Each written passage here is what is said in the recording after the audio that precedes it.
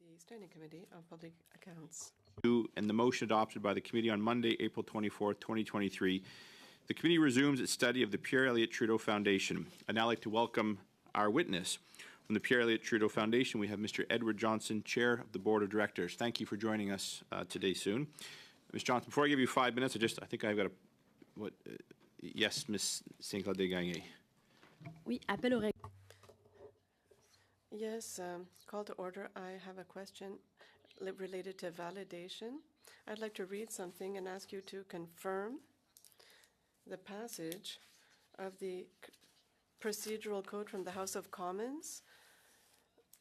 The interpreter does not have a text of this. It is generally expected that witnesses will tell the truth, whether or not they will have sworn an oath. Given that testimony is protected by parliamentary privilege, if a committee determines that a witness lied, or if it is determined that a witness has lied, they can be found guilty of contempt. Is that the case? Anyone appears? I'll just turn to the clerk for I'm getting the affirmative that is correct, and that is a standard rule regulation that oversees all business before the committee. On this same point of order, Ms. Shanahan. So. Yes. So I would just like to review with the clerk then the usual procedure when witnesses are invited. Is that not the kind of thing that is discussed with them? And it's obvious. It's clear that that is the duty of the witness when they come before Parliament. If the clerk could just explain a little bit of how witnesses are invited and how we do that in a respectful and professional manner. I will. Just 1 sec, please.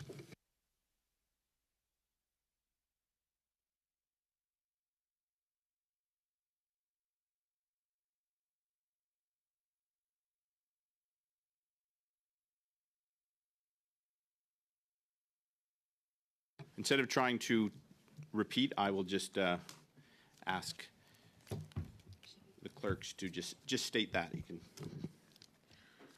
So basically, when the witnesses are invited to appear at the committee, they are coming with the will to say the truth. So we are going with the basics that they are saying the truth.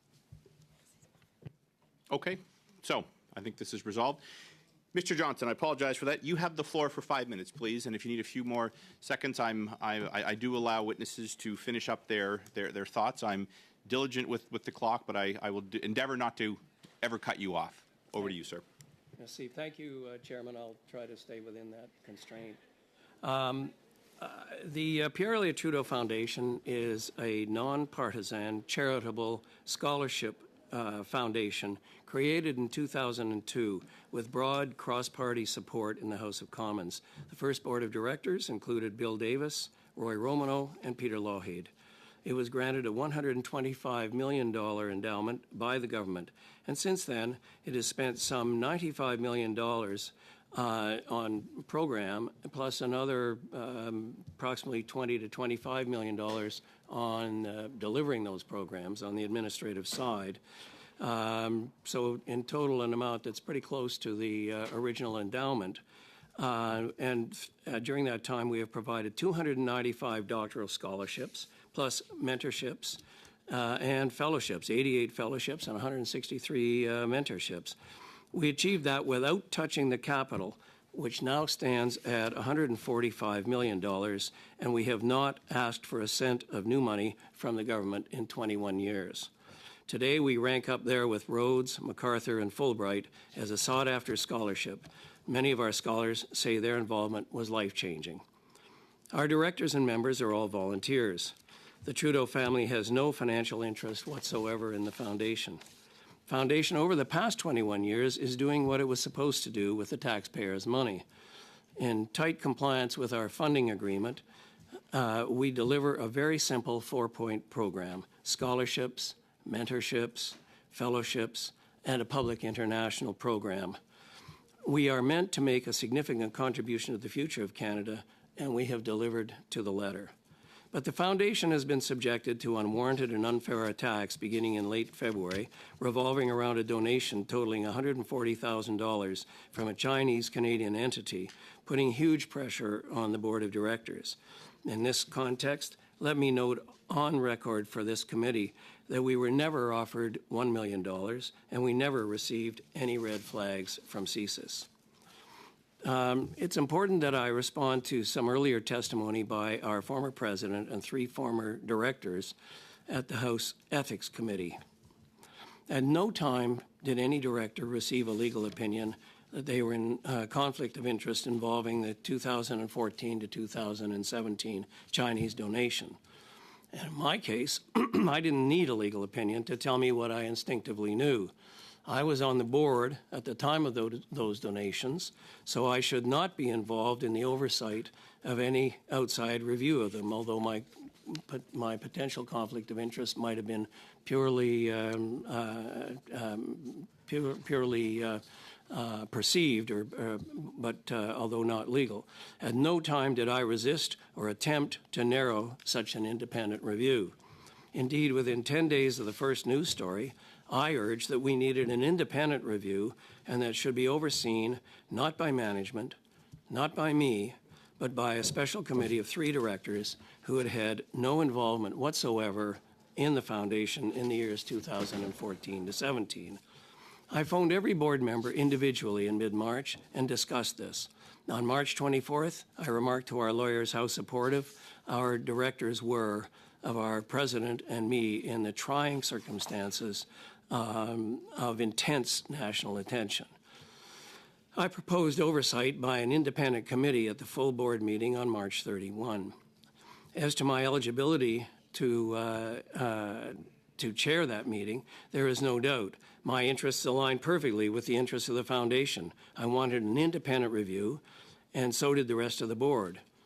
And it was my duty as chair to preside. There were 2 outside lawyers from 2 firms advising the board at that meeting, present at that meeting, and both said they had not given opinions on conflicts of interest. Neither they nor any director questioned my legitimacy to chair or to vote at that meeting. And at no point was there a motion for any directors to recuse themselves, nor was there any refusal to do so by any director. Over the subsequent week, by Easter Thursday, a consensus emerged among most directors, in my view, that indeed the outside review should be overseen by a special committee of 3, as I had originally recommended, and that review should not report to management. To my utter surprise and disappointment, the board resigned on Easter Monday, April the 10th. Knowing that those resignations would stall any outside review for weeks, I wrote the Auditor General on April 14th, 3 days after the board resignations, to ask her to investigate all aspects of the receipt and handling of these donations by the foundation. I have finally just a word for our scholars, mentors, and fellows. Looking ahead, I want to say a special word to them and to our marvelous team at the foundation and to our community. The Pierre Elliott Trudeau Foundation will continue to provide its outstanding academic program. Thanks to the volunteers on our finance committee, we continue to be well-financed. Our excellent team are working ahead on the announcement of our next cohort and planned leadership development events. It's an exciting future heading into our 23rd year. Thank you. Thank you. Apologies for the alarm. That was not my intention, but I have a new stopwatch. I'm going to endeavor to fix that so I don't interrupt MPs. But MPs know that I will stop them when the buzzer goes, but I will allow the witness to, thank you, to finish answering a question. So, colleagues, my attempt this morning, just so you know where I'm coming, is to get through 3 full rounds. So I will be watching the clock particularly close. That takes just under an hour and 15 minutes, which is what I have scheduled. So without further ado, Mr. Brock, welcome to committee. You have the floor for 6 minutes, please. Thank you, Mr. Chair. Welcome, Mr. Johnston. Johnson. My apologies, sir. Welcome to committee. If you may or may not remember, we had an opportunity of talking to each other just over a month ago. And I want to basically start off by completing the circle, so to speak. I left you to consider following through on a couple of undertakings. Do you remember that exchange that you and I had, sir? I do indeed, and we responded, the foundation responded the next day, I hope, adequately to the three Okay, requests. I haven't seen that correspondence. I'm not impugning your credibility, your character, sir, by any stretch. It may have gone to the committee, but it didn't actually come to my attention. Are you able to elaborate as to the details that I had asked you to consider? Yeah, indeed. If you allow me, I'll just, I can read a relatively short email, which was in response to your questions. Thank you. Please find below the information requested. There's a recital at the beginning to the clerk of the committee. And then please find below the information requested. On March 1st, 2023, upon the initiative of the President and CEO, Pascal Fournier, and with the approval of the board's executive committee, the foundation sent a check in the amount of $140,000 to reimburse the donation that had been received by the foundation in two $70,000 tranches in 2016 and 17. Check was signed by directors Bruce McNiven and Peter Salas, drawn to the order of Millennium Golden Eagle International Canada, the Canadian corporation that made the donations, and sent via Canada Post. I'm going to just summarize, because I know your time is limited, so I'll just whip through some of these paragraphs. But the foundation issued a statement the same day declaring that it had been refunded. But on March 21st, 2023, after 3 failed delivery attempts, Canada Post returned to the foundation the envelope containing the reimbursement check. After the resignation of the president and CEO on April 10th, 2023, the directors learned that in early April, foundation staff, reporting to the president, had contacted the Bank of Montreal to confirm the origin of the 2 payments back in 2016 and 17. And the bank had confirmed in April 23 that both payments were received by electronic transfer from the Canadian corporate entity listed on the CRA receipts that had been issued by the foundation, and the two payments originated from its Montreal, that is the donor's Montreal bank account, which was still open in 2023 and in good standing. This information had never been provided to the board, which had recently been led to believe that one of the two $70,000 payments may have originated in China and that the foundation's CRA receipts may have been improperly issued. On April 12, 2023, the $140,000 check that had been returned to the foundation by Canada Post was delivered directly to the donor's downtown Montreal branch of the Bank of Montreal. Check was provided to the donor's account manager at the branch, who deposited the check immediately and confirmed the deposit in writing. The foundation is taking the appropriate steps with the CRA in regards to the above. CRA receipts that had been issued in 2016 and 17 were both issued to the same Canadian corporation, Millennium Golden Eagle International Canada. First receipt was addressed overseas, and the second receipt, approximately 1 year later, was addressed to the corporation's Canadian address. And the latter part of what you just described to me, sir, did that come from the bank, that information? Which part? The fact that the account was there? Yes. Yes. Okay. And what you read out is the information that was transferred to the Ethics Committee a day after your testimony? Yes, that's correct. Yeah, I'm reading from the memo to the clerk of the Ethics Committee. Okay. There's a couple of issues that I have with that. So from your perspective, sir, $140,000 has been redeposited electronically in the bank account, the Canadian bank account of Millennium Golden Eagle International Canada, Inc. Is that correct? I'm not sure it was electronically. I think the check was delivered to the bank. The same check that had been attempted to be delivered some weeks earlier. Okay. And did you receive any confirmation? Yes. From Millennium Not upon fr- receipt of not the from monies Millennium. going? Sorry, if I could just Sorry, talk pardon one me. at a time, sir. Did you receive a receipt some type of acknowledgement from Millennium that they in fact had received $140,000 directly into their bank account? Not to my knowledge. The bank, it was confirmed to us by the bank that the funds have been deposited to that account, but to my knowledge, there is no response from Millennial. Okay. Did you You exercise, have 20 sir, seconds, Mr. Brock. Did you exercise any due diligence, sir, to determine who the directors are of that corporation? I believe, I did not, but I believe people at the foundation did, and determined who was in charge. And I do know that a letter was also sent informing Millennial to Millennial's Canadian address, and I don't believe we received a response to that letter. Thank you. Ms. Bradford, you have the floor for 6 minutes, please. Thank you, Mr. Chair, and thank you, Mr. Johnson, for appearing today and for your fulsome opening statement that provides a lot of background. So just building on that, as someone who's been involved with the Pierre Elliott Trudeau Foundation since its inception in 2001, can you provide a summary of how the foundation was created, what its initial mandate was, and how its mandate and operations have evolved over the past 22 years? Thank you. Yes. Well, its mandate was it was to do essentially what we're doing today, to provide a 4-element program: scholarships, mentorships, fellowships, and public international program, interaction program, public interaction program. And we were to provide our scholarships as doctoral scholarships in the social sciences and the humanities.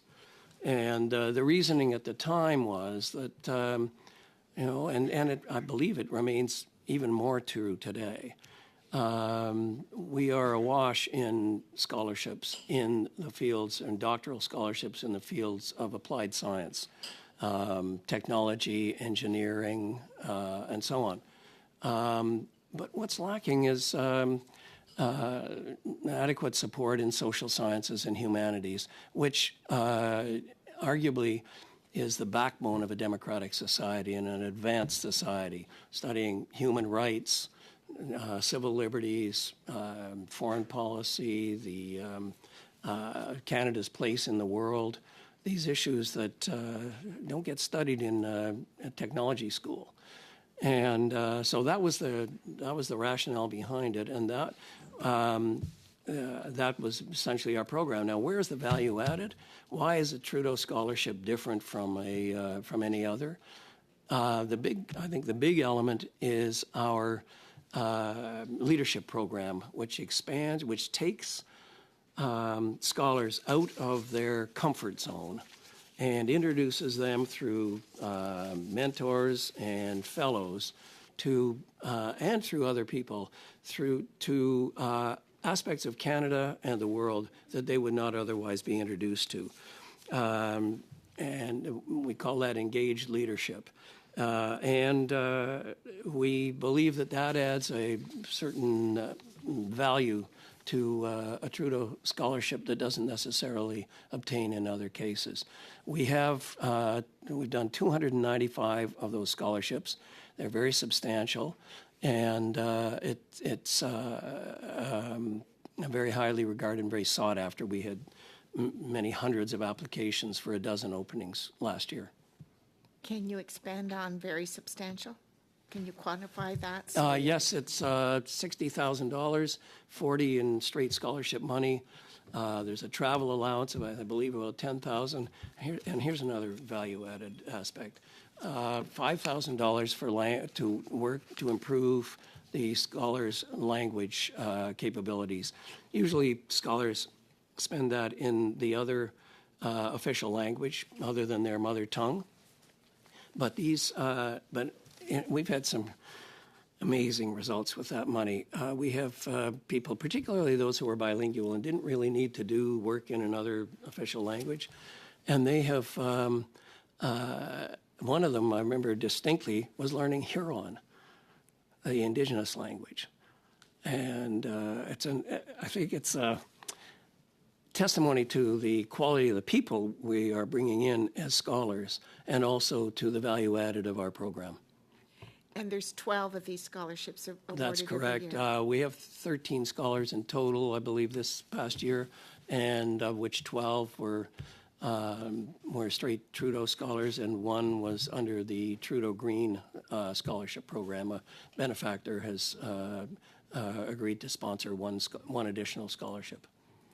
Okay, thank you. So just to refresh our memory, did all political parties support the creation of the Pierre Elliott Trudeau Foundation? There was no vote in the House, but there were statements of support, and it was overwhelmingly in favor. There was one party who predictably was a little lukewarm, and but the NDP, the Conservatives, Liberals, etc., were very supportive. And you've already stated that it's a nonpartisan charitable foundation. Correct. So now, are the Pierre Elliott Trudeau Foundation scholarship recipients vetted according to their partisan or ideological leanings? No. Absolutely not. And what about the foundation board members? Are they vetted according No. to the? No, for political involvement? No, or ideological leanings? No. Okay. No. What about the foundation staff? Same No. situation? No way. So what is the relationship between the Pierre Elliott Trudeau Foundation and the federal government? We have a funding agreement, and that is the source of our connection, and our only connection is through the funding agreement with ISED, the Department of Innovation, Science, Economic Development. And as I mentioned earlier, we have been studiously pursuing compliance with that agreement over the 21 years, and we've delivered to the letter on the expectations set out in that agreement. So you originally got Ms. Bradford, that is the time, but we will come back to you. But that was a good discussion. Turning now to Madame Sécla Desgagnés. Vous avez la parole pour 6 minutes, s'il vous plaît. Thank you. Thank you to Mr. Johnson for appearing here today. First of all, I would have something to say on the context of our study. And you mentioned this earlier. We don't have, at the Bloc Québécois, we have nothing against scholars or the principle, the honorable principle of giving out scholarships to brilliant students. That's not where we are. But I think it's important to specify that a not-for-profit organization has a certain responsibility when funding has been received with regards to governance and transparency, and that is the subject on which I will ask my questions. I'd like to confirm in your opening statements, you mentioned that the two $70,000 gifts, the receipts, I believe, so both receipts were made out to Millennium Eagle. Both receipts were made out to that company name in Canada? Yes. Millennium Golden Eagle International, Canada. And that's the name on the receipts. Also, on one of the receipts, there was the name of both individuals who discussed with University of Montreal, because we have to remember that this entire discussion of a donation began when our ambassador to China presented at University of Montreal to a certain Binzang, and according to what we were able to understand, he was in charge of this company, and he is the one who led negotiations with the university. And then the university asked Alexander Trudeau, actually, who testified before the committee a few weeks ago, if the university could use the name of Mr. Pierre Trudeau because this was following a gift of $400,000 in prior years to the medical school at University of Toronto in the name of Norman Bethune. This time it was in memory of Pierre Elliott Trudeau, who opened up relations between Canada and China. Thank you. Thank you. My time is limited. So you seem very well informed on this donation to University of Montreal. When you appeared before the Ethics Committee, there seemed to be a lot of information missing with regards to this donation of $140,000 that was given. I forget the name.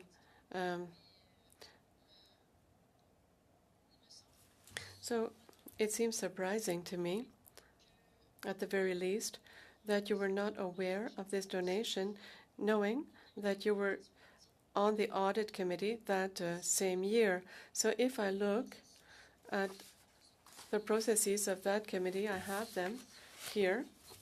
The audit committee ensures that the foundation ensures transparency and oversees independent auditing. Yes, that's the role of the committee. Yes, exactly. So it seems unbelievable, if you'll allow me to say that you would not be aware of donations received at the foundation when you're a member of this committee. Mr. Johnson, how can you explain this? We have to remember what Warren Buffett said. He was saying a few years ago, audit committees don't audit. It's not the role of the audit committee to audit each expense, each donation, all those types of details. We also have to remind ourselves of the difference of the role played between management on one side and the board of administration on the other side. The role of management is to propose and implement. The role of the board is to oversee, approve, and to ensure that the work has been carried out. But for a volunteers committee to know in detail the detail of each donation for each year, it's just not possible in any organization. How much did the foundation receive that year? In general,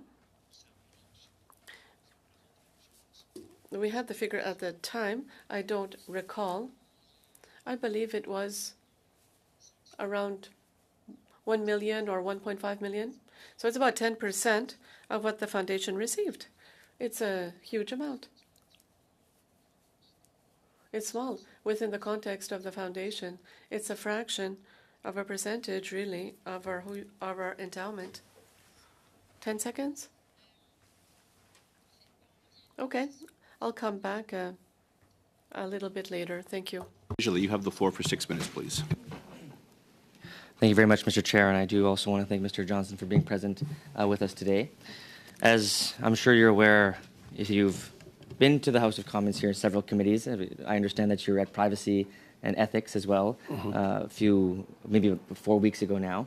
Right. And at that time, one of our committee here, and in correlation with some of the other committees, of course, are taking on the work of trying to find the best way forward to ensure that Canadians have the kind of integrity and trust in the system that is most important to our country, which is our democracy. And so I want to attempt to ask you questions that will provide the most information against what, as I understand, a very politicized environment. And so I want to recognize that very important fact and attempt to find reason and good information from you to try to better the understanding, but mostly better the attempt for Canadians to understand this in a better way, in a way Fair that enough. is agreed. And so at the committee, you were asked by one of my colleagues from Hamilton Centre, this is what he had asked you, quote, would you agree that one of the best ways to provide the most amount of clarity around this, because we've now sat through many witnesses, and I'm not sure we have clarity, would be to include in a public inquiry, should David Johnston, at the end of his special rapporteur position, present that? At that time, you went on, your response was, quote, I don't think that would be necessary in order to clear the name of the foundation, end quote. Do you remember that? Vaguely, meeting? yeah. Yep. So now, over a month has passed since that moment, And of course, just recently we found that the special rapporteur did not recommend a public inquiry. Has your opinion, given the situation that it's presented itself across Canada, changed in that matter of fact, in particular to trying to build confidence in Canadians for how important our democracy really is?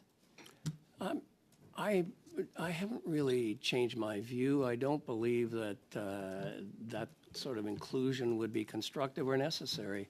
I think, as I said in my opening comments, I have promoted the idea of an independent outside review of the donation. We're talking here of $140,000 in a foundation whose current capital is over $145 million. And I believe that it's, I don't believe it would be constructive or necessary. In the sense that I believe it's necessary and that I believe it's important is because perceptions are often as damaging as the truth. And in fact, our democracy is something that deals oftentimes with opinion and perception together. And so as responsible legislators, as responsible leaders in our community, and as folks that want to attempt to uphold the most sacred practices of our institutions, it's to that effect why I believe a public inquiry is necessary, beyond the facts of making your foundation guilty or not. Just the fact that it's a public concern now and weighs into the public consciousness as to the credibility of our democracy. Wouldn't you agree? Well, no, I'm sorry. I don't believe that there's a lack of transparency on our part in any way. We've been quite transparent about at the foundation about this donation and about the circumstances surrounding it. And we've returned the donation. So, what's left to inquire? What I think we should do, if I may, but what I think is constructive is an independent outside review of the circumstances. As I said in my note here, all the circumstances. What I did appreciate from your work thus far, in order to try to clear the name of the foundation, was in fact that you did ask the Auditor General to look into an investigation. So in some ways, I do recognize that there has been some action. But in your contemplation of requesting that of the Auditor General, there has to be some admission that there is something of perception that is wrong. There were allegations. Exactly. Quite unfair. Perception. Very unfair allegations, which I must say, said over and over again. This is very unfair. We're a donation, the receipt of a donation in 2016, negotiated in 2014-15, received in 2016 and 17. Mr. Johnson, sorry, I just want to get back to the important piece of my question related to your request to the Auditor General and why you felt it was important to send that letter. Well, because there was a perception, Exactly. There was an argument. So would you agree there were that, allegations, quite unfair allegations. Yeah, and you said that. I've heard that. Would you agree, however, that we received the Auditor General in this committee to ask her the question of whether or not this would take place, whether or not she would investigate. At that time, she told us it was not within her parliamentary power. So, of course, it was my motion at that time, which I thought was incumbent upon this committee, to look at other means to do it. The CRA, for example, is one of those arms, and it's independent, and it has the power to look at and second information related to this. Would you agree that the CRA may be an important aspect to this investigation? It would be up to them, up to the CRA if it wanted to do that. But if I to finish, would you consent to that? I'm sorry. Would you consent to the Of course, CRA? if the CRA comes calling, any taxpayer pays attention. Has the CRA contacted the organization? We've endeavored to be compliant in all respects of the Income Tax Act and our obligations to the CRA. Of course, I'm not making that allegation. I'm afraid that is your time, Mr. Desjardins. Of course. Thank you, Chair. Yes. During now for our start of our second round. Of course, each round has 6 questioners. Mr. Rock, you have the floor again for Thank you. 5 minutes. Mr. Johnson, I just want to clarify, it is your belief today, as I believe it was your belief when you last testified before ethics, that $140,000 came from a Canadian corporation, correct? The Millennium Golden Eagle Corporation? That is my belief. Okay. Either, sir, you have not done enough research on this particular issue, or your handlers or someone within the foundation is not giving you the straight goods. Because the foundation gave the Ethics Committee a series of documents, and I'm looking at one particular document, which is a banking document from your institution, the BMO, that has the Trudeau Foundation as its customer. And on July 25th, 2016, the foundation received not a Canadian donation, but rather an international donation of $70,000. Were you aware of that? No, I was not. Okay. I'm not sure it makes a difference. Well, I think it makes a big difference, sir, Well, with all due respect. It makes a big difference because the committee members presented to you on May the 9th a series of red flags that someone with your intellect and your business acumen and the fact that you are a lawyer, in fact, you're the chair of the foundation, should have raised a number of red flags. Now, I know you went into that committee as you went into this committee talking about unfair, ungrounded allegations. But let's talk about facts. We're not talking about simple intelligence. We're not talking about simple rumors. We're talking about an intercepted, recorded conversation between CSIS and one of the donors, Mr. Bin Zhang, and a Toronto consulate who was promised as follows. The donors, Mr. Bin Zhang was told by the Communist Party in Beijing to offer the money in the hopes of influencing the new Liberal leader, Justin Trudeau. And surprise, surprise, money flows in, foundation reaches an agreement with Mr. Zhang and Mr. Ginsheng. Within 5 months, both of those businessmen, those Chinese, not Canadian businessmen, Chinese businessmen, were granted private access to the newly minted Prime Minister. That didn't raise a red flag to you. Furthermore, sir, we have a real discrepancy when it comes to the tax receipts. The first tax receipt I brought to your attention was issued to the Millennium Golden Eagle International Canadian Incorporated Company with an address in Hong Kong. And then Beijing interfered, contacted the foundation, contacted to one of your employees and said, sorry, wrong address, send it to Beijing. And I told you, sir, that the address that Millennium Golden Eagle International Canadian Inc.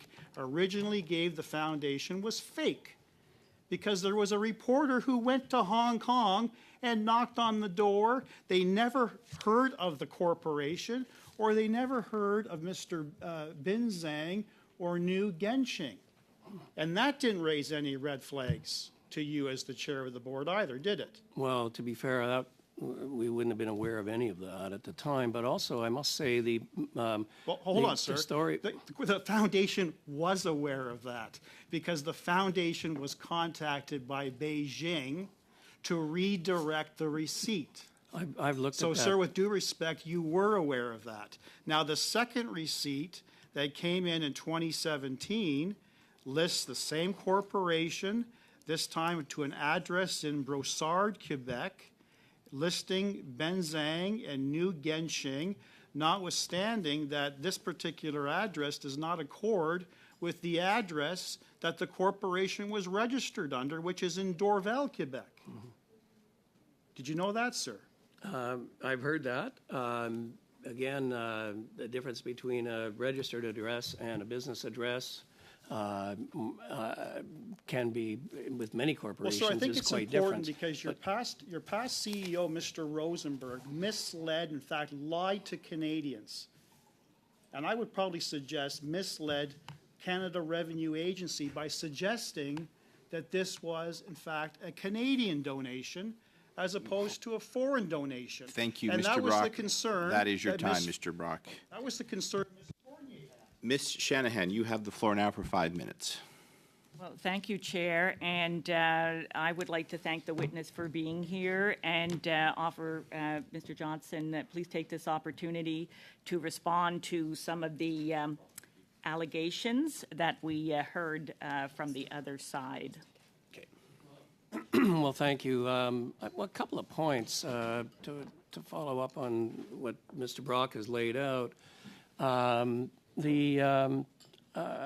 Number one, the story that I did read alleged, and that started the ball rolling on February 28th, alleged that a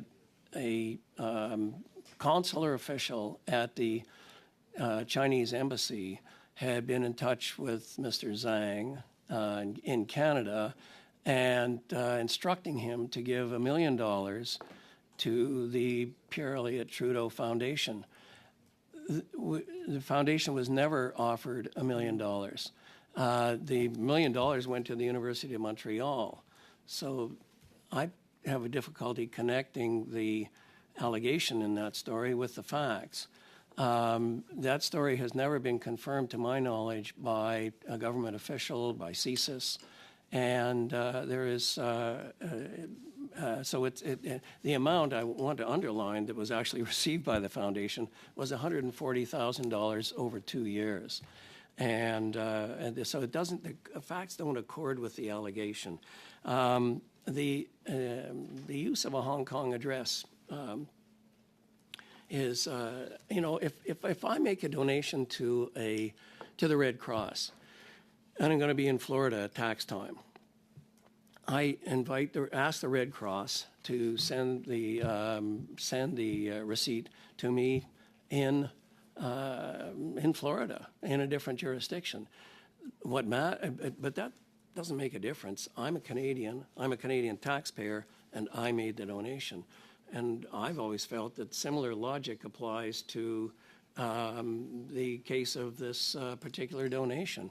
The donor was a Canadian corporation, which was Millennial Golden Eagle International Canada, and so that's the donor, and the receipt was made out to the name of that Canadian donor. Frankly, the receipt would be of no value to a non-Canadian taxpayer, to an entity that's not paying Canadian tax. And if I may just add one more broader thought from taking 10,000 feet, I am concerned, deeply concerned, to see the receipt of a donation in 2016 being judged by the standards of 2023 vis-a-vis China. And why do you say that? Because the context has changed so much. 2014, 15, 16, 17, all material times in connection with this donation, Canadian universities were falling all over themselves to develop relations with China. Canadian corporations, ditto. Government of Canada in 2014, I believe the Prime Minister of the day visited China, as did President of France and Chancellor of Germany. I mean, it was the predictions were that China was going to be taking over the world economically by 2045. It was going to pass the gross domestic product of the United States, and Canadians were working energetically to develop relations. And then, in the case of Canada, the two Michaels were kidnapped, and the world changed. Today, it's a fundamentally different world, and China has appears to have done some very nasty things, some utterly inappropriate things, and not only in Canada, but in other Western democracies. And there's a serious threat there that must be dealt with. But that wasn't the case in 2014, 15, 16, 17. Well, thank you for that fulsome response, Mr. Johnson. I'd like to come back to what this committee does, actually. So we are the standing committee, the audit committee for the Government of Canada. And I very much enjoyed the remark that you quoted from Warren Buffett, that audit committees do not go line by line. And because if you've seen the public accounts, you know it's 3 volumes, and it is like this. Indeed. And thankfully so, because we have, of course, the very Ms. competent Shannon, I'm and afraid I'm going to have to professional- interrupt. Your time has elapsed, and if that is a... Yes, tournons maintenant à Madame Sinclair Desgagnés. Mrs. Sinclair de Gagné, 2.5 minutes. Thank you. To continue, well, I believe that there's diverging information from my colleague on the right, and yourself, Mr. Johnson, my colleague, just said that one of the receipts was sent to China, and you just told me that this receipt was sent to Canada. One moment. What I said is that the receipt was in the name of a Canadian corporation. And as I explained in my hypothetical example, if I give $100 to the Red Cross Canada, no, I have limited time. I did hear that. It's contradictory because if this company, even if it has a branch in Canada, if you send a receipt for donation to China, it's a company that, well, the receipt is being sent to China. Here's a question now on the potential conflict of interest that you spoke to in your statement. You said in your statement that you never received any legal advice, but have you received any informal advice on a conflict of interest from a lawyer? No. Informal from the executive, for example, of the foundation? Not from the executive. Not from the staff, but I did have discussions with one administrator, and they suggested that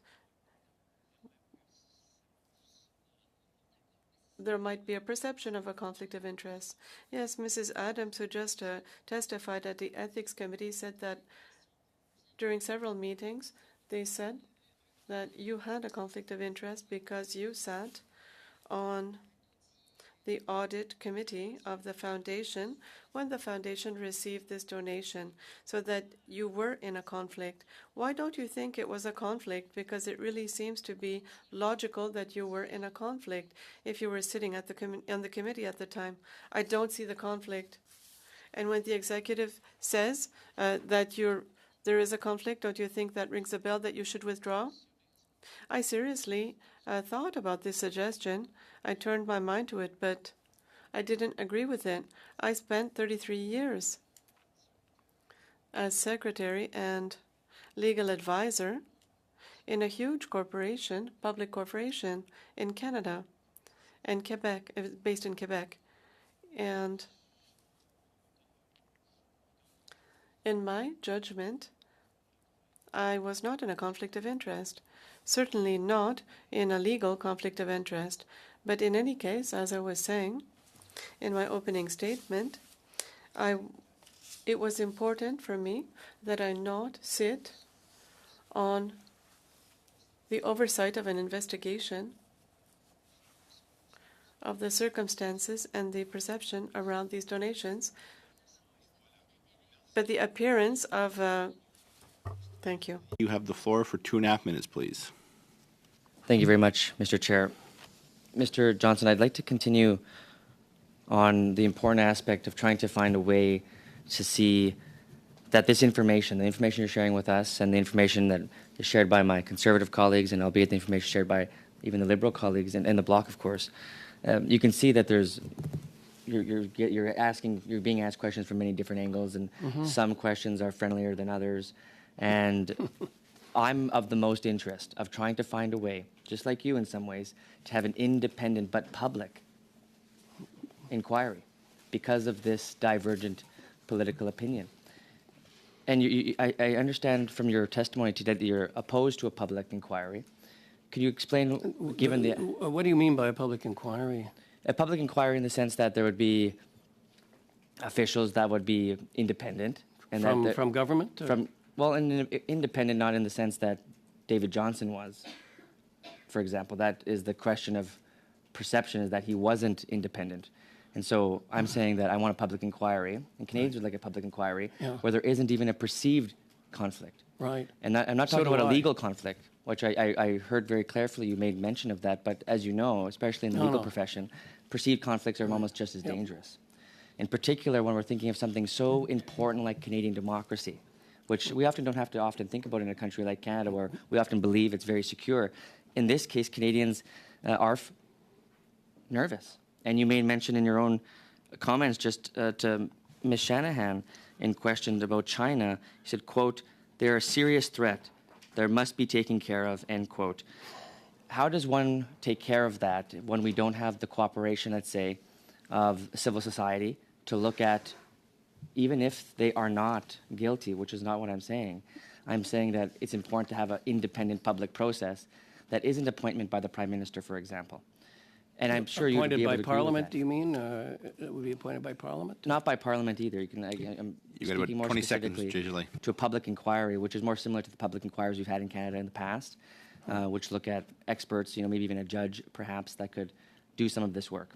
But I need to understand what you believe is in the best interest of Canadians, considering you have admitted that the Auditor General should investigate. So there is a level of perception that you've understood to be needed, to be changed. Right. Well, I have advocated since early March for an independent outside review of all circumstances surrounding the receipt of this donation. And we have been at the foundation. We've established an inquiry with two wise persons from outside the foundation with no relationship whatsoever, who have been working over the last couple of weeks at beginning to pursue an inquiry along that line, overseeing the work of counsel, legal counsel, who are doing the legal work in connection with the review of all circumstances surrounding the two donations. Thank you very much. And the That is- receipt of that- those two donations. That is the time. I'm going to go back to Mr. Brock, I believe. You have the floor for 5 minutes, sir. Thank you, Chair. Mr. Johnson, I understand that you know quite well our former Governor General, Mr. David Johnston. Quite well would be an exaggeration. I've met him a couple of times. Okay. That's it. He's a foundation member. He was a member of the foundation from 2018 until, I think, earlier this year. Right. And he left the foundation as a result of accepting the appointment as the special advisor to the Prime Minister. I'm guessing that that's the case, but It coincided really with the But same day. important to understand what the role of the members is. The distinction between I don't need members. to know. and- I don't need to know, Okay. to know the roles. Thank you. I just wanted Sure. to confirm the relationship aspect. Did at any point in time prior to the release of his first report to Canadians, did he reach out to you in person, by letter, email, what have you, to discuss the circumstances surrounding the foreign interference issue pertaining to the foundation and the origins of the $140,000 check? I've Was that received- discussed between the two of I you? have, no, I have received no such communication from him. Did any member of his team reach out to you to discuss that, sir? He's got a very vast firm full of lawyers and consultants and what have you. Did anyone, to your knowledge, reach out to a foundation member? To the discuss- foundation, not to my knowledge, no. To your knowledge? No. And you personally did not reach out to Correct. him to give your side of the story? Correct. Is that correct? That's correct. Yep. Okay. Now, I understand that Ms. Fournier had some issues with respect to the donation, which ultimately led to her resignation. She, in fact, discovered that the Millennium Golden Eagle International Canadian, Inc. Was, in fact, associated with Beijing, China's China Cultural Industry Association. She also found out that industry association was communicating with Trudeau Foundation employees about omitting information on a donation tax receipt. Now, the website of that China Cultural Industry Association says it adheres to the total leadership of the China Communist Party and was formed with state approval. It lists Mr. Zhang Bin as its president. As per that association, Millennium Golden Eagle International Canada has Bin Zhang as the chairman and was created with the approval of Beijing, China. Now, knowing what I know now, and what Pascal Fournier has known about Millennium Golden Eagle, do you agree, sir, that given your vast knowledge of corporate law, of corporations in general governance, etc., would you agree with me, sir, that Millennium Golden Eagle International is in fact a shell company operated by Beijing, China? I have no knowledge of any facts that would support that. Okay. And would you agree with me, sir, that they proudly and publicly take their marching orders from the government in Beijing? I have to say the same thing. I'm afraid I have no knowledge of what their relationship might be with their government. Were you aware that Zhang Bin, one of the donors, was a political advisor to the communist regime based in Beijing? I've read that, yep. Was that known to you prior to your appearance, sir? Today? Yes. Yes, I read about it a while ago. Was I it can't known say to you when. at the time that the donation was made? No. No? No, not to me. No, Okay. and I must say. So I'm having a really hard time understanding why Beijing is communicating directly with the foundation, not Zhang Bin, not Mr. Ginshing, not Millennium Golden Eagle situated in Canada, but Beijing giving instructions to the foundation about how the donation receipt should be titled and where it should go, and you as the chairman of the board just surprisingly has no knowledge of this. I certainly had no knowledge at the time. I wasn't aware of the donation, and I first learned about it a couple of years after it had been made. Well, I would hope, sir, that these people would be fired. This is a serious matter. It complicates the foundation and potentially exposes the foundation to legal risks with the Canadian Revenue Agency. Do you see that potential, sir? I'm not convinced by some of these assertions and allegations. With great respect. I have my doubts about, I have looked at the 160 pages of information relating to, which I believe was every document that the foundation had that was provided some years ago. And No, Mr. Brock, your time is up. I allowed Mr. Johnson just to answer his question. Turn now to Mr. Fragaskatos. You have the floor for 5 minutes. Thank you, Chair. I'll actually split my time with Ms. Shanahan, and I'll turn it to her first. Well, thank you very much. Am I timing this or you? Yeah, thank you very I've got a much.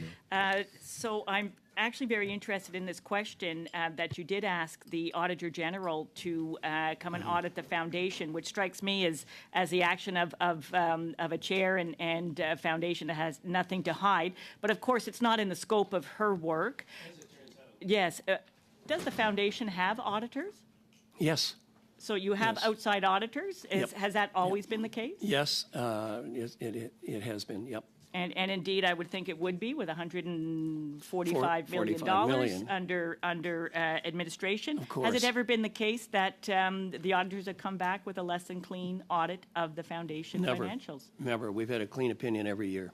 Were any red flags ever raised concerning donations, domestic, foreign, or otherwise? No, not to my knowledge, and I was chair of the committee for a number of years and on it before that. And I recall no such allegations or concerns in respect of any of our donations.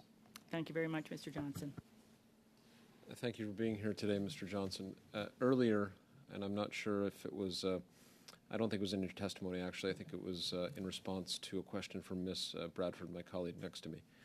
you tied the social sciences and the humanities generally to democracy, and how the vision of the Pierre Elliott Trudeau Foundation takes very seriously the idea that the humanities, the social sciences in general, are central to the maintenance of democracy. I wonder if you could expand on that a bit. Well, I remember reading a number of years ago an exchange in which somebody said, no, we should be shifting all our attention in education, particularly in higher education, to training people. Let's get out of teaching Shakespeare and Wordsworth, and why do we need to know Roman history? And it's the age of technology, and that's where the future is, and it's a waste of taxpayer money to be funding universities who do that. Someone else wrote in to this exchange that was going on in the newspaper and said, no, in a time of rapid change, you teach the things that don't change. And social sciences and humanities take us into areas where, of course, there is new developments and new knowledge being uncovered, but they're the fundamentals of a democracy. So that's fundamental to, as I said, it's the backbone of a liberal democracy. Small L, I hasten to add. Of course, noted. Mr. Johnson, the Pierre Elliott Trudeau Foundation has funded research of students focused on a number of different subjects, obviously. It's done so for a number of years, and those students, either currently receiving support, and certainly students who have benefited from support, I'm sure look at this situation with great regret, if not worry. I do have to ask you, where is the direction of the foundation going? This issue has become politicized from start to finish. Mm-hmm. What is the future of the foundation now? Well, I was at pains to say in my opening remarks, the future is solid, and we have a bright future ahead of us, and we hope very soon to be announcing our next cohort of scholars, mentors, and fellows. And if you want evidence of the solidity of the foundation and its program, I think that'll be it. And on top of that, we are continuing to work ahead, as I think our current scholars would attest, continuing to work ahead on the various elements of our leadership program, so that events are taking place over the course of the summer, for example. There are a number of gatherings of scholars, fellows, mentors in various places around the country, but also internationally. So our value-added program, as I like to call it, and engaged learning is going strong, and so I hope that scholars will take heart. Thank you very much. That's my time. Thank you for the question. Thank you very much. I'm going to get through the third and final round again. Ms. Johnson, how are you doing? Do you need a little break, or are you good? I'm okay, good. Thanks. All right, we're going to keep rolling in here. We'll have you out here in about 25 minutes then. So turning now to Mr. McCauley, you have the floor for 5 minutes, please. Oh, it's actually Mr. Brock. Well, Mr. Brock's on his chair, so the clock is running here. Mr. Brock is running back. All right, then, Mr. Brock, you have the floor for just under 5 minutes now. Thank you, Chair. So it's unfortunate, Mr. Johnson, that it appears that your former CEO, Pascal Fournier, is the only one that has a strong level of honesty and ethics. Because when I listened to and reviewed the evidence of Mr. Rosenberg, Mr. Rosenberg saw the same red flags that Pascal Fournier did and did absolutely nothing about it. What I want to ask you, sir, though, is I've looked at some correspondence from Pascal Fournier dated March the 25th, 2023, to a number of board members. You're listed as the top line in that particular email. And she outlines all of her discoveries, line by line, paragraph by paragraph, event after event. literally almost without using the word fraud, in terms of her concerns about how you publicly stated that this donation was a Canadian donation, when it clearly was not. It was foreign from Beijing, China. But I think what is concerning me, and I want to ask you questions, sir, is that she asked your legal counsel, the foundation's legal counsel, a number of questions. Who was your legal counsel on March the 25th, 2023? It was the firm of Borden, Ladner, Gervais. BVG? BLG. BLG? Yep. Okay, that's out of Montreal? Well, the Montreal office was Okay. our counsel. Did you have a but they're particular national- lawyer that oversaw national the firm. file? Yes. Let's see. We had Michael Gradinsky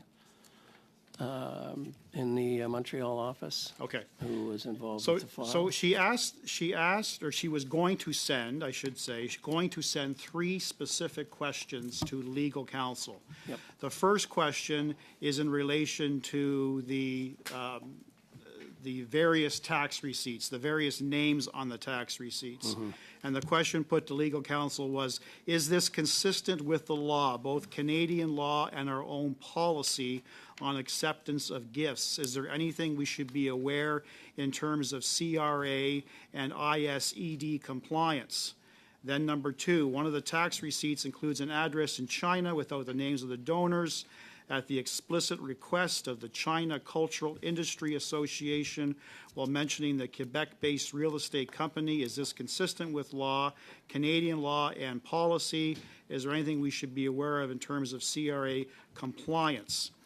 Did legal counsel receive the request to answer those questions, and what was their response? I believe they did, and this was the whole idea here was these are issues that should be examined and in detail.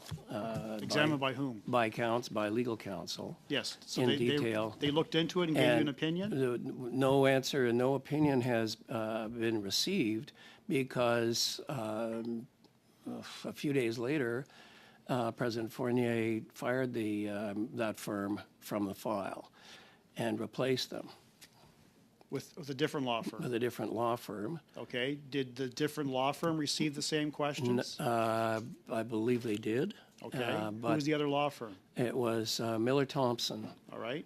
Did you get a response from Miller Thompson? No Why? response because their involvement with that file terminated because it was found that they'd done some work for us. They were not independent of us. Okay. And Did you go to a third law firm? we have then within a very short time the board resigned, and so Did you go to a third law firm we have now gone to a third law firm ask in the these- last few weeks to have these questions to answered? have those questions and others, a broad range of questions answered. And who's the name of that new law And firm? that is Norton Rose. Okay. And when did you retain them to give you a legal opinion on these issues? It would have been, I'm guessing, 2 to 3 weeks ago, 2 weeks ago at least. I was out of the country and not aware at the time, Okay. but I was not involved. Okay. And are you prepared, I'm sir? Are you prepared, given the highly important matter before Parliament on this particular issue, are you prepared to give us an undertaking to release portions of that legal opinion? Thank you, Mr. Brock. That's your time. I'll allow a brief answer, Mr. Johnson. Sure, yeah, we're happy to release, to tell the results of that inquiry. Thank you very much. And share them with whoever would be interested. Turning now back to the government bench, Mr. Sidhu, you have the floor for 5 minutes, please. Pardon me, Ms. Bradford, you have the floor for 5 minutes. Well, no, I wasn't. Well, I can do it. I mean, I wasn't on the list. But. I can start. Thank you, Mr. Chair. I'll be splitting my time with Ms. Bradford, but I'll start. Thank you, Mr. Johnson, for being here today with us. And what I want to know more about is the important work the foundation does with students in helping them to provide support for students in their education. If you can speak a little bit more about how many students have been helped over the number of years, what the impact that's been on the youth across Canada. I should point out at the beginning, we do doctoral scholarships. And we have done 295 scholarships of total of $60,000 a year for each scholarship, and the scholarships last for 3 years. And we've, in addition to that, we engage mentors. We've had we've had 163 mentors since we were started in 2001, or 2002 rather, and we've also done 88 fellowships. And the mentors and the fellows assist the scholars in their work and work at broadening their program outside the areas of their specific and so often very narrow areas of study, and take them into other aspects of life, of Canada, and of the world, in an effort to inculcate a sense, a leadership ability among these very high-flying scholars, and to ensure that they are, to try to encourage them to be able to share their knowledge with the broader public in ways that are understandable to Canadians. And so that's the essence of our program. On top of that, we have this public interaction program which is precisely that, where they get out and see parts of the country and broaden their horizons beyond their narrow areas of study. Thank you, Mr. Chair. Mr. Johnson, so you started out with a $125 million endowment, and it's now grown to $145 million.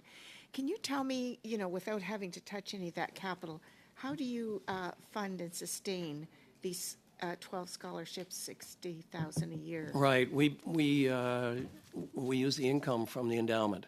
Okay. And so we've invested the endowment in a investment program. The asset allocation in that program is approved by the government, by the finance department and the ISED department, and so we're pretty conservative investors. But the result is that we've been able to provide through those investments dividend and interest income, as well as the odd capital gain. And that's been successful in funding our agreement and in our activities. And anything that any excess, if we're lucky enough to have a year where we exceed, goes back into the endowment. And that's why we're at 145, up from originally 125. Sense of the kind of average rate of return that you're getting on your... Yeah, the last 6 years or so, I think it's either 5 or 5.5%. And what are some of the ways that Canadians can support the foundation?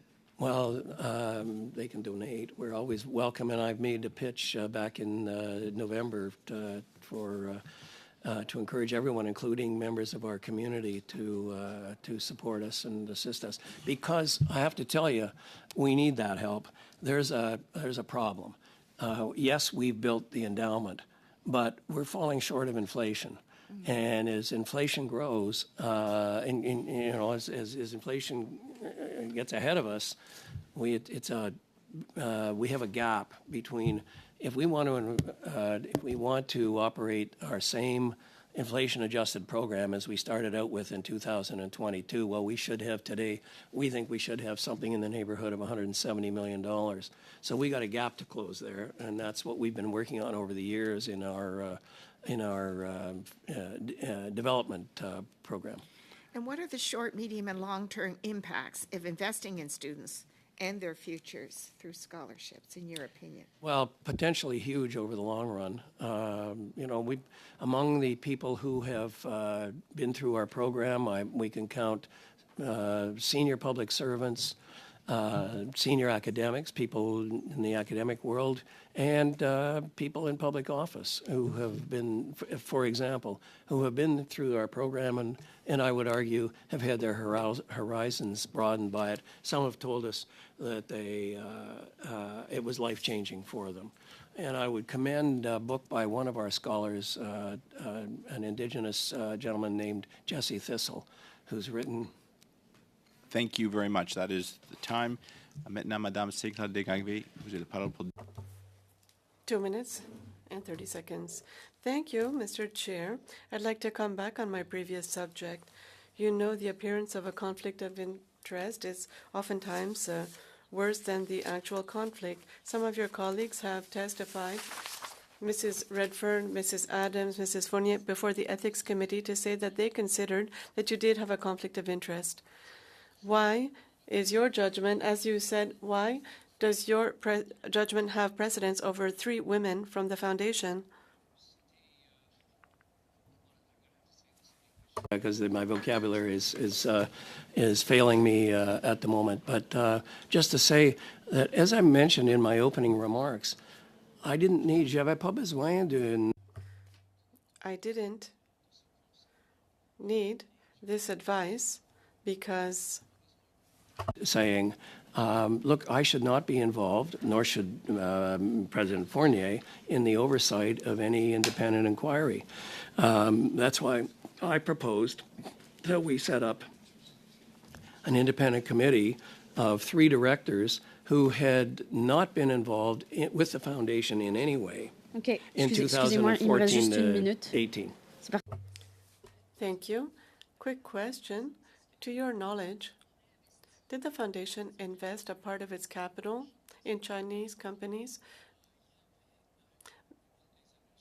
One of the administrators who appeared at the other committee last week, Mrs. Redfern, raised this issue 2 years ago, and we arranged a special meeting to discuss that at her request. Unfortunately, we weren't able to attend the meeting, but we did discover that, yes, in fact, we had 2 investments, and since that time, according to my information,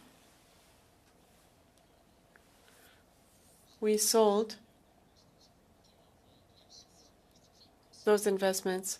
But do you think it's normal given the situation, especially since you sit on the Investment and Finance Committee, first of all, that you only realized 2 or 3 weeks ago that this is the case? No. So you already knew that there were these Chinese investments? It was 2 years ago. So you knew that and you thought it was normal? No. No, we divested ourselves of those investments. I can't tell you exactly when, but you allowed them to happen. Well, we told our financial managers to get rid of that. Normally, we don't really know what's part of the portfolio. So what we do is that we have policies, including environmental policy, social policy, and governance policy. And we describe the policy to our managers according to the recommendations made by the UN on these issues. And we usually invest in companies. We invest in companies that are conforming to these policies, and we meet with our managers to make sure that they are compliant with our policies. Thank you. Mr. Desjardins, 2.5 minutes. Thank you very much, Chair. Mr. Johnson, I do want to follow up on what I believe is the most important role for parliamentarians at this time, which I'd hope you can indulge me with attempting to empathize with the role that parliamentarians are in when we're seeing this tremendously concerning situation across the country that puts into doubt in the credibility of our institutions. And that's a real fact, whether it's true or not, if the perception is damaging. And in order for us to clear the air, in order for us to have a true trust in these institutions, I believe it's important that a public inquiry under the Public Inquiries Act is important. It would provide for an independent commission that would have the powers that your organization, although it could establish one, wouldn't have the powers to subpoena, second documents, and to do the very, very things that are contemplated in the Public Inquiries Act. It's why we have a Public Inquiries Act.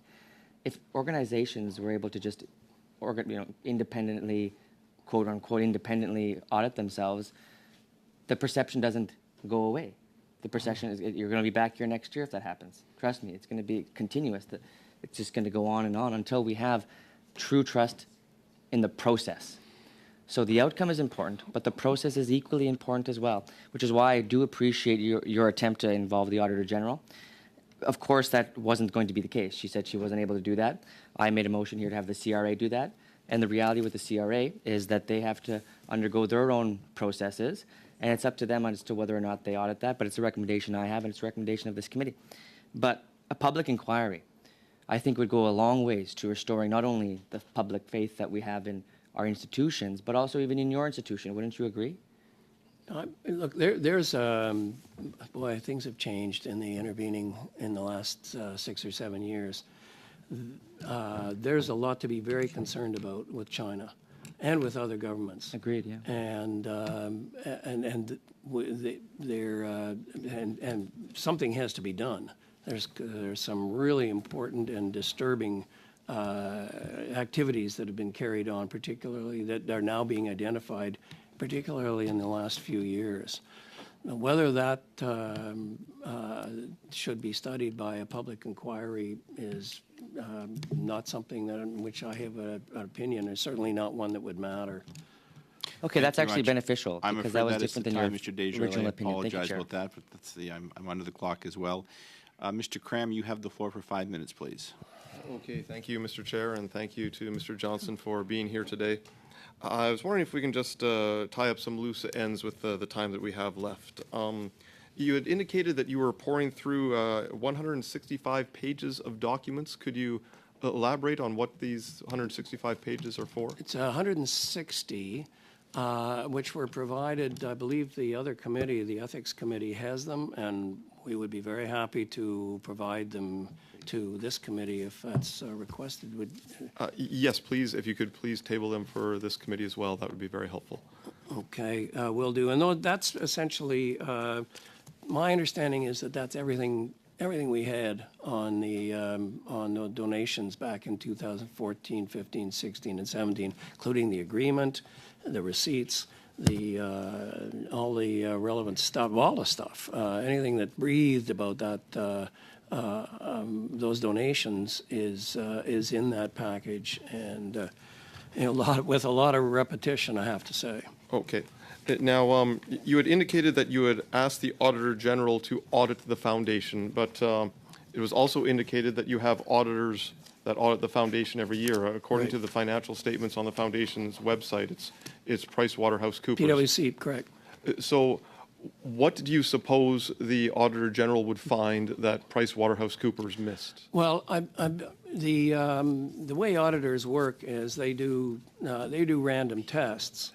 We had here and that's how all auditors, PwC and everyone in that industry, does it. And they can't possibly be expected to go through line by line. The cost of that kind of audit would be horrendous. So their audit is not as thorough as a targeted. They do a shotgun. We wanted a rifle, and I wanted a rifle. And so I wanted it focused on the specifics of the receiving of, to be clear, these two donations and the circumstances around them in 2014, 15, 16, and 17. And that's, and I was not aware, I thought she'd do it. I thought we had a high probability that the Auditor General would accept it because we are a recipient of public money, and why wouldn't they? But she has said that no, we're outside. That specific thing would be outside her jurisdiction. Okay, I only have a little bit of time left, Mr. Johnson. But when it comes to the donation from Millennium Golden Eagle and the circumstances surrounding the address in Dorval or in China, was any of that information withheld from PricewaterhouseCoopers when they did their audit? To my knowledge, no.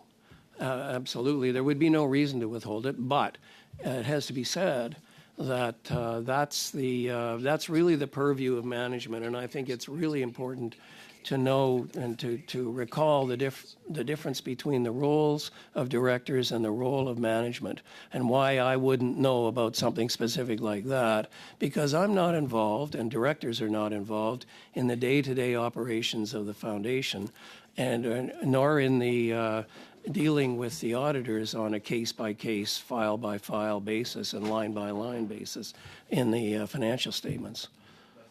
At the Ethics Committee on May 9th, you indicated that the foundation had bylaws, but you don't recall any specific bylaws that deal with foreign influence.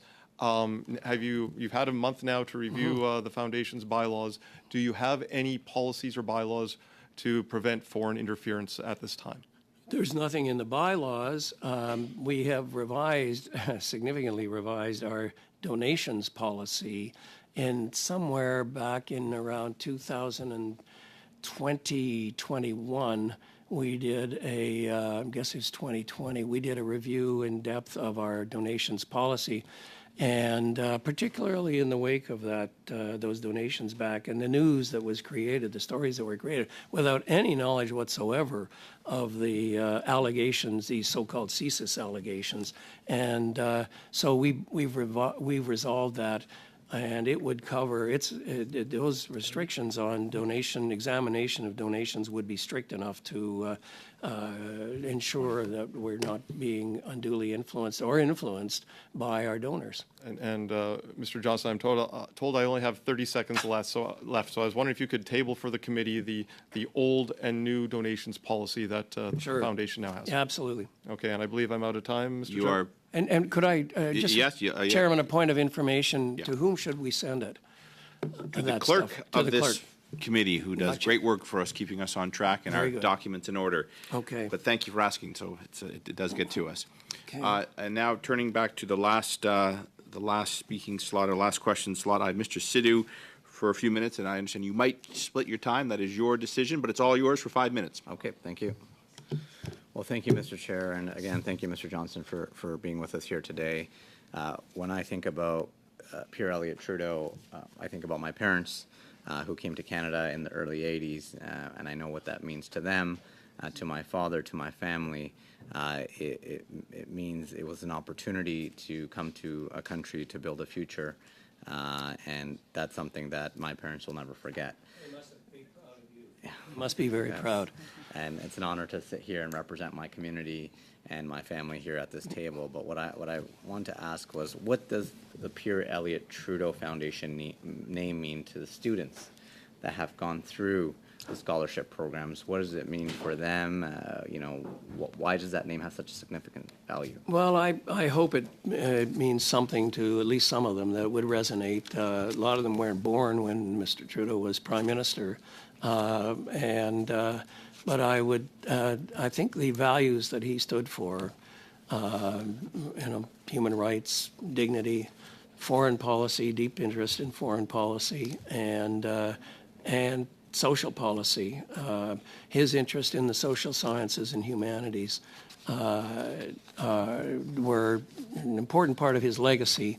And I hope, and I think it's probably the case, that most of our scholars would recognize the legacy, the importance of his legacy, and its influence on the foundation, particularly, as I was saying earlier, in the social sciences and humanities. Thank you for that. No, it's very important. And when you speak about close to 300 scholars that went through this foundation, where do these scholars end up? Are they across Canada? Are they spreading the Canadian message abroad? What is it? Yes, and we up to, I believe it's 20 or 25% of our scholars are non-Canadians, and so most years we have a significant non-Canadian element. So we have graduates of our program. There are graduates of our program, I think I can safely say, literally around the world. We have, our community is quite broad, so both here in Canada and internationally. And the contribution, again, you get a cohort of 12 to 14, 15 scholars, of whom 2 or 3 are from outside Canada. The exchanges are so rich. Again, the changing of the lives of a number of our scholars has been invaluable and continues to be, I believe. And it's good to see that the Pierre Elliott Trudeau Foundation, the name Pierre Elliott Trudeau, it represents opportunities for not only immigrants but also for scholars here in this country, and so it really provides that opportunity to grow and really give back and share the Canadian values with those that are like-minded. And I'm going to turn to my colleague to kind of finish off the last minute and a half. Thank you very much. Can I just go back, Mr. Johnson, to my previous question in the earlier round? You said that the foundation will continue. You're quite confident in that. That's great because the foundation has done very good work supporting students. But let me just challenge you on that a bit. We've seen other organizations where issues have become politicized. Their future has been thrown into real question and jeopardy. You are confident then that the organization will continue to be able to support students in the way that it has? Very much so. And I have every reason to believe that there continues to be an enthusiastic interest in applying for a Pierre Elliott Trudeau Foundation scholarship. I think the proof will be in the tasting. I hope that we will be announcing our next cohort in the coming days.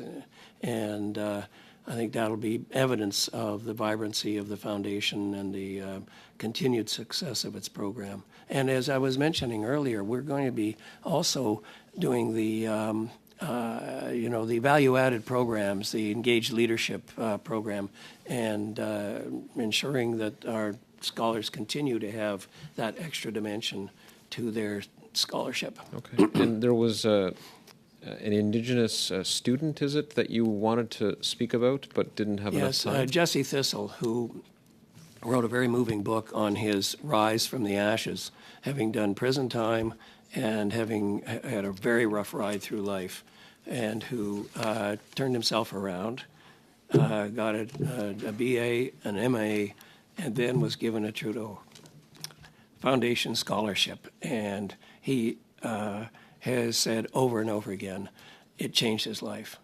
And I think Canada has benefited hugely from his experience, and in fact, from all dimensions of his very textured life. Thank you.